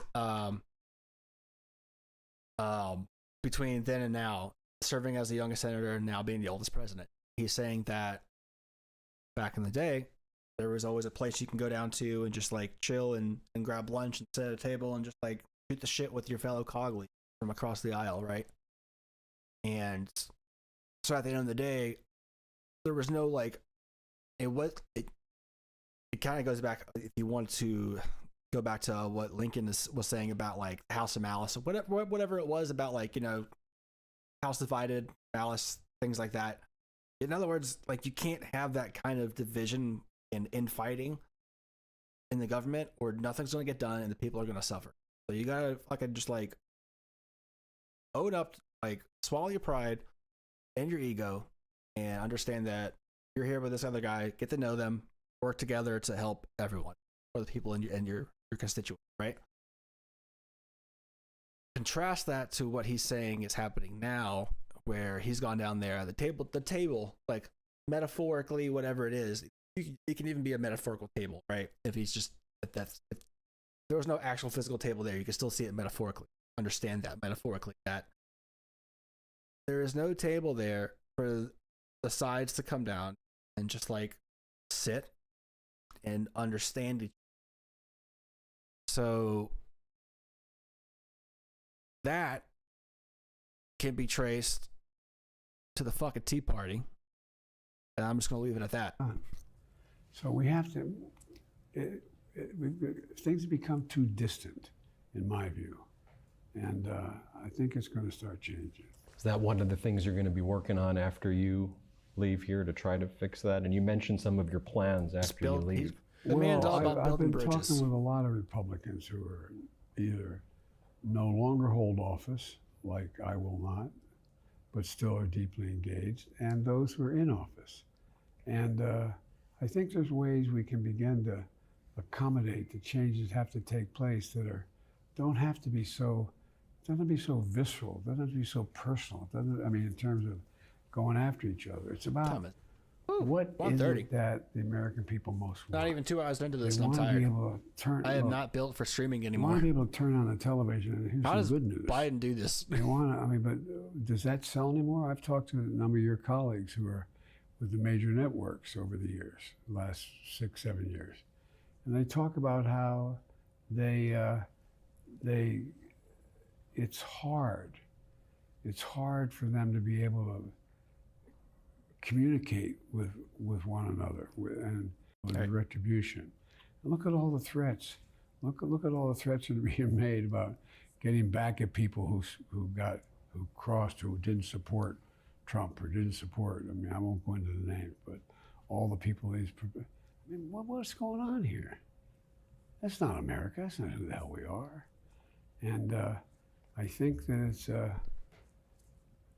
I just yeah. So he woke up. He woke up after this Any point kind of when I was formal criticizing him. organizations So that's that good you're to know. thinking about Okay. starting? Is this with these Republicans that you're talking about? Is there going to be some sort of group that's going to be working towards those goals? Democrats, Republicans, to try to. Well, there's some working on specific issues together on, but I think it's more about continuing to make the public case that you should be able to say what you believe without worrying about retribution because you didn't support a particular candidate in your party. And look, kidding aside, that's cool. The truth of the matter is, I think that there's a lot of cohesion among the Democrats now, and I think you're gonna see some things Say change. what we can say all the shit against Pelosi, right? But she kept the best education everything together during the first Trump administration. How can you lead the world without having the strongest environmental protections in the world? And showed. How can you lead the world if you don't have the best infrastructure? And exemplified leadership. And if we don't lead the world, who does? During that time. Who does? Like, take everything else out of context. Like, forget everything else. They're looking to us. With that context. Final question. Of her time. When history is all told, how do you want to be remembered? Good example. What do you want your the younger legacy to be? Squad to learn from, basically. I kept my word. That's why they're so successful now. When I said I was going to do something, I did. And that my focus has always been about how to give ordinary people a shot. You probably heard me say it before. My dad used to say, Joey, your job is able to be. The vast majority of the American people, all they want is a chance, just a chance. You know, years ago, and when I was years ago, when I was a senator, I had to be vice president, cranial aneurysm, and I remember being wheeled down the operating room. It's a 9-hour operation, and they said the issue was whether aneurysms were congenital or environmental. And I said, Doc, I don't care, just fix it. And after it was all over, my neurosurgeon said, you know, your problem is, Senator, I was a senator then, your problem is you're a congenital optimist. I have enormous faith in the American people to end up doing the right place. I really, really do. We just got to keep fighting. Mr. President, thank you so much for this interview. Thank you. It's good. No, that's a decent interview. Where was this publicity earlier? Like how'd you anything else out? I know you got the Tulsi Gabbard thing going on, but I think what I'm going to do now is move on. Actually, I think that's all I'm going to do for the day. I'm beat. How do people do this shit? How?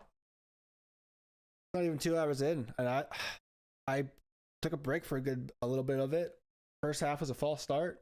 Damn, I don't have the energy for that. Well, anyways, that was fun. Thanks for tuning in, checking out all the stuff. What the hell did I hit? Mr. President, you're going to be at. Thanks for watching, everyone. I don't know if I'll ever do this again, but I'll see you when I see you.